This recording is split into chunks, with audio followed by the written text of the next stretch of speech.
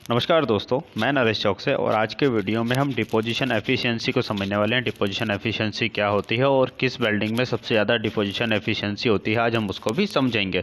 Generally इसको क्या किया जाता है, 1/E के रेशो में डिनोट किया जाता है। डिपोजिशन एफिशिएंसी का यूज़ हम लोग वहाँ करते हैं जहाँ पर हमको कितनी mm की मतलब कितनी लेंथ की वेल्डिंग में कितने कंज्यूमेबल की ज़रूरत होगी, वहाँ पर हम लोग डिपोजिशन एफिशिएंसी का यूज़ होता है। जनरली उसका फॉर्मूला क्या होता है, A into rho into L into 1 divided by E। यहाँ पे ये फार्मूला होता है। यहाँ पे 1/E का हम फार्मूला 1/E की वैल्यू हम पुट ऑन करते हैं, तब हमको वो कैलकुलेशन इक्वेशन अचीव होती है। तो वही आज हम समझने वाले हैं, डिपोजिशन एफिशिएंसी क्या होती है। इसके आगे वाले वीडियोस में भी हम इसी पर रिलेटेड वीडियोस बनाएंगे। तो चलिए अब समझते हैं डिपोजिशन एफिशिएंसी क्या होती है। जनरली इसको क्या होता है, एक डेफिनेशन समझते हैं हम।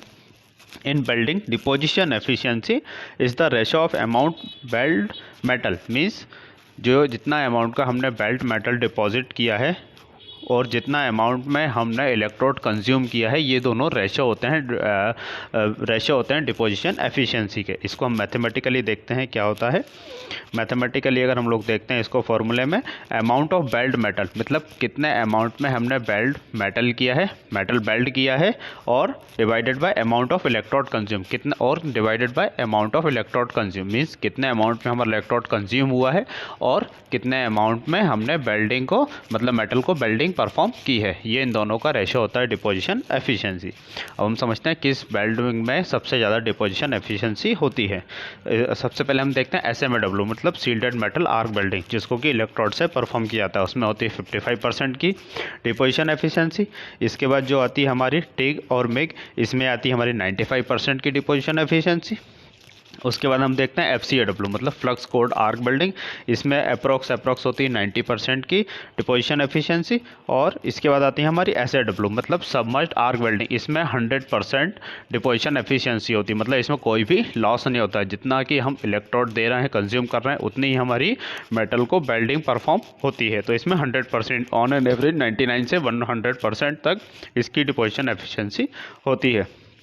चलिए हम देखते हैं कि कौन कौन से फैक्टर्स होते हैं जो कि डिपोजिशन एफिशिएंसी को अफेक्ट करते हैं। वो सबसे पहले हमारा जो फैक्टर्स आता है वो है इलेक्ट्रोड का डायमीटर, मतलब हम कितने डायमीटर का इलेक्ट्रोड वेल्ड कंज्यूम कर रहे हैं, यूज़ कर रहे हैं अपनी वेल्डिंग को परफॉर्म करने के लिए।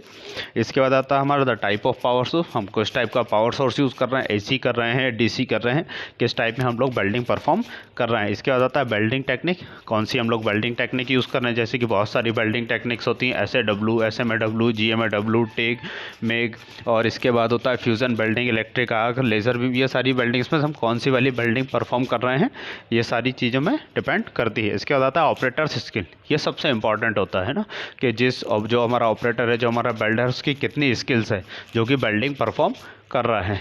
तो चलिए फ्रेंड्स, इसी के साथ आज की वीडियो को ख़त्म करते हैं। मुझे उम्मीद है डिपोजिशन एफिशिएंसी आपको अच्छे से समझ में आया होगा। Thank you friends, thanks for